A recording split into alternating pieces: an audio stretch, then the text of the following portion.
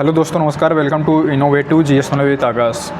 आज के इस वीडियो में हम देखने वाले हैं पॉलिटी का सेकंड पार्ट, यानी कि ये जो सीरीज चल रही है, यानी कि प्लेलिस्ट जो हम बनाए हैं वो संसद का है यानी कि पॉलिटी में पार्लियामेंट्री सिस्टम या पार्लियामेंट हम देखने वाले हैं। तो इसके पहले के वीडियो को अगर आपने नहीं देखा है तो कमेंट में हम पिन कर देंगे, वहाँ से जाकर आप देख सकते हैं, या डिस्क्रिप्शन में लिंक दे देंगे, वहाँ से भी आप देख सकते हैं, या फिर प्लेलिस्ट में भी जा कर के देख सकते हैं। तो उसी का नेक्स्ट वीडियो है। इसके पहले के वीडियो हमने देखा था कि संसद क्या होती है और संसद का गठन कैसे होता है। इसी के साथ साथ हमने कंपेयर करके भी देखा था कि ब्रिटेन में और अमेरिका में संसद को किन नामों से जाना जाता है, और जो संसद के जो दो पार्ट होते हैं, दो सदन होते हैं, जो दो अंग होते हैं, किन किन नामों से जाना जाता है। जैसे कि राज्यसभा है, लोकसभा है हमारे यहाँ। तो राज्यसभा को उच्च सदन कहा जाता है, लोकसभा को निचला सदन कहा जाता है। और उच्च सदन यानी कि राज्यसभा को ब्रिटेन में हाउस ऑफ लॉर्ड कहा जाता है, वहीं पर अमेरिका में इसे कहा जाता है सीनेट। ठीक है। उसी तरह से लोकसभा को निचला सदन कहा जाता है, जिसे ब्रिटेन में हाउस ऑफ कॉमन्स कहा जाता है, और वहीं पर यूएसए में यानी कि अमेरिका में हाउस ऑफ रिप्रेजेंटेटिव कहा जाता है। तो ये सारी चीज़ हमने देखा था, कंपेयरली करके तुलनात्मक अध्ययन हो चुका था हमारा कि भैया यहाँ पर क्या है, यहाँ पर क्या है। अब उसी का अगला पार्ट आता है, सदनों की संरचनाएं कैसे होती हैं। सदनों की मतलब राज्यसभा का, लोकसभा का। तो पहले आज के इस वीडियो में हम जो देखने वाले हैं वो है राज्यसभा की संरचना के बारे में।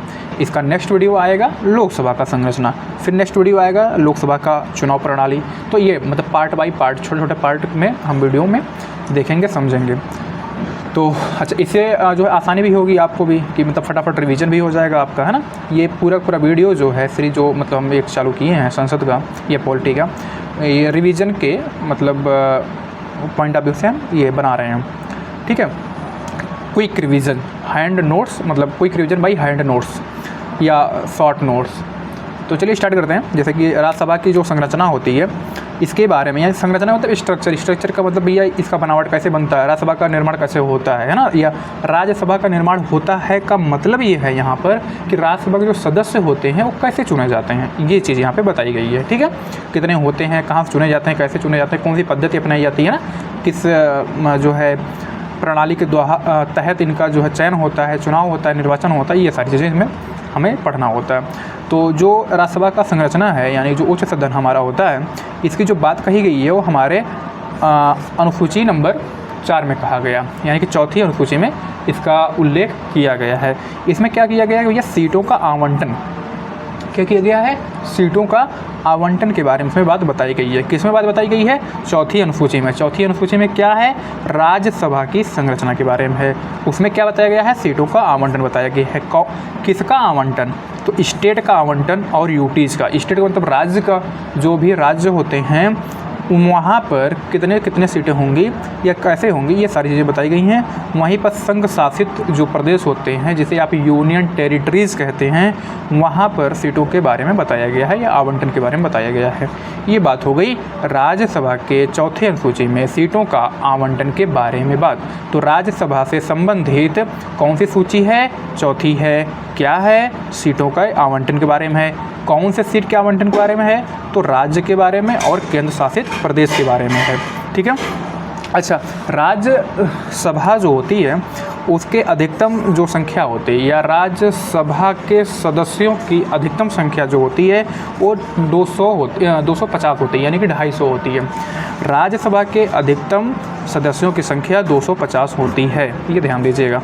अच्छा, इस 250 में कुल जो सदस्य हैं राज्यसभा में 250 होते हैं अधिकतम। ध्यान दीजिएगा, अधिकतम की बात हो रही है यहाँ पे। इन 250 में जो 238 लोग होते हैं वो होते हैं स्टेट से और यूनियन टेरिटरीज से, यानी कि राज्यों से और केंद्र शासित प्रदेशों से जो चयन होता है उनकी जो संख्या है वो 238 लोगों की है। यानी कि 238 सांसद ऐसे होते हैं जो कि राज्यों से चुन करके आते हैं और केंद्र शासित प्रदेशों से चुन करके आते हैं। ये ध्यान देने वाली बात है।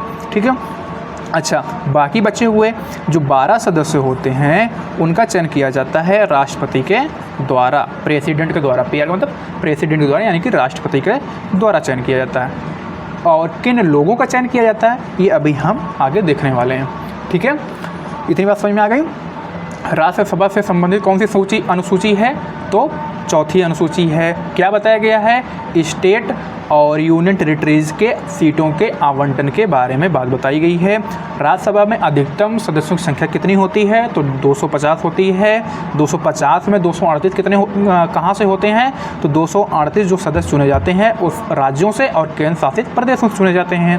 12 लोगों कौन चुनता है, यानी कि डायरेक्ट मनोनीत कौन करता है, तो राष्ट्रपति करता है।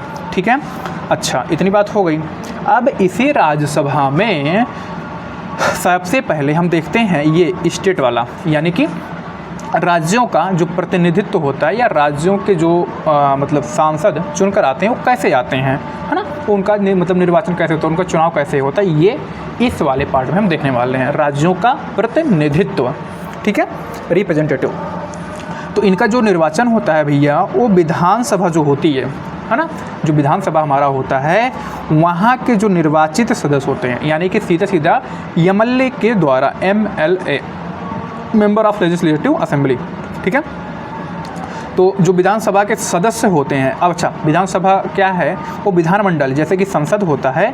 ठीक है, जैसे कि केंद्र में क्या है, संसद है, उसी तरह से राज्य में क्या होता है, विधान मंडल होता है। तो इसके 2 सदन होते हैं, एक होता है आपका विधान परिषद मतलब विधानसभा, ठीक है, एक होता है विधानसभा, एक होता है विधान परिषद। तो ये 2 मतलब पार्ट होते हैं विधानमंडल के। जैसे केंद्र में संसद, उसी तरह से राज्य में विधानमंडल। जैसे केंद्र में संसद नियम कायदे कानून बनाती है, वैसे राज्य में विधानमंडल नियम कायदे कानून बनाती है। जैसे केंद्र में प्रधानमंत्री होते हैं, उसी तरह से राज्य में जो है मुख्यमंत्री होते हैं। जैसे केंद्र में राष्ट्रपति होता है, उसी तरह से राज्य में राज्यपाल होता है। ठीक है, ये सारी चीज़ें हम आगे के वीडियो में बात करेंगे। तो जो राज्यों का प्रतिनिधित्व होता है वो कैसे होता है भैया, यानी कि जो राज्य के प्रतिनिधित्व करता होते हैं उनका चयन कैसे होता है, या जो राज्य से सांसद चुन करके आते हैं, देसी भाषा में अगर हम बात करें तो जो राज्यों से सांसद चुन करके आते हैं उन सांसदों का, ठीक है, राज्यसभा के सांसदों का चुनाव कौन करता है, या राज्यसभा के सांसद को कौन चुनता है, कौन निर्वाचित मतलब निर्वाचित नहीं, कौन मतलब उनको इलेक्ट करता है, किसके द्वारा वो चुने जाते हैं, तो चुने जाते हैं विधानसभा के सदस्यों के द्वारा। अर्थात विधानमंडल का एक पार्ट है, एक सदन है, एक अंग है जिसका नाम है विधान सभा। तो उनके सदस्यों के द्वारा राज्यसभा के सदस्यों का चयन किया जाता है। ठीक है, जो निर्वाचित सदस्य होते हैं उनके द्वारा, ध्यान दीजिएगा, निर्वाचित सदस्यों के द्वारा, ना कि मनोनीत, है ना। वैसे भी विधानसभा में मनोनीत नहीं होते हैं, निर्वाचित ही होते हैं। तो विधानसभा के सदस्यों के द्वारा राज्यसभा का, यानी कि सीधा सीधा एमएलए जो होता है वो सांसद का चुनाव करता है। वन लाइन में अगर हम बात करें तो एमएलए क्या करता है, सांसद का चुनाव करता है। ठीक है, यानी कि एमपी का, एमएलए एमपी को चुनता है। इतनी बात समझ में आ गई। बार बार हम इसलिए बोल रहे हैं ताकि आपको दिमाग में चीज़ें बैठ जाएं, हो सकता है कई लोगों को बोरिंग भी लगे, है ना। अच्छा, इनका जो चुनाव होता है वो कैसे होता है, एकल संक्रमणीय मत द्वारा होता है। अच्छा, ये एकल संक्रमणीय मत इतना ही अभी केवल याद रखिएगा, इसको हम अच्छे से बताएंगे। आनुपातिक प्रतिनिधित्व प्रणाली और एकल संक्रमणीय मत, ये 2 चीज़ें हैं, एक सिस्टम है, एक मत है। तो आनुपातिक प्रतिनिधित्व प्रणाली और एकल संक्रमणीय मत, ये हम एक नए वीडियो में, नेक्स्ट वीडियो में बता देंगे अच्छे से। राष्ट्रपति का चुनाव भी इसी के हिसाब से होता है या इसी के तहत होता है, इसी सिस्टम के द्वारा होता है। तो इसमें कोई कन्फ्यूजन नहीं है। अभी आप यहाँ पर इतना ही समझिए कि जो राज्यसभा का सांसद होता है या जो राज्यसभा का सदस्य होता है उसका जो चुनाव होता है वह राष्ट्रपति के चुनाव के अकॉर्डिंग ही होता है, यानी कि एकल संक्रमणीय मत द्वारा आनुपातिक प्रतिनिधित्व के तहत। ठीक है, जो सीटों को बंटवारा होता है वो कैसे होता है, जनसंख्या के आधार पर होता है, ये ध्यान देना है। यानी कि जो राज्यसभा का सीटों का बंटवारा होता है वो कैसे होता है, राज्यों में जनसंख्या के आधार पे होता है, ये ध्यान देना है। अच्छा, ये सारी चीज़ें अगर हम यूएसए में देखें, यानी कि अमेरिका में देखें, तो वहाँ पे कोई सीटों का आवंटन की बात नहीं की गई है कि भैया वहाँ पे सीटों का आवंटन जनसंख्या के आधार पे होगा, कैसे होगा, है ना, इतना बटा होगा, इतना भाग होगा, इतना तिहाई, इतना चौथाई, ऐसा कुछ भी नहीं है। वहाँ पे जनसंख्या के आधार पे सीटों का आवंटन नहीं किया गया है। ठीक है, कहाँ पे, यूएसए में। यूएसए में राज्यसभा में यानी कि जो वहाँ का सीनेट होता है वहाँ पे जनसंख्या का पर आधारित सीटों का आवंटन नहीं किया गया है। तो क्या किया गया है? तो वहाँ पर किया गया समान प्रतिनिधित्व अपनाया गया, समान प्रतिनिधित्व वाली प्रणाली को अपनाया गया है। कहने का मतलब क्या है कि भैया समान प्रतिनिधित्व, सभी का समान रूप से प्रतिनिधित्व होगा। तो वहाँ पे जो कुल टोटल सीटें हैं यानी कि जो टोटल सीट है वो कितनी है? 100 है। कुल 100 सीट है तो प्रत्येक राज्य को 2 सीटें वहाँ पे दी गई हैं।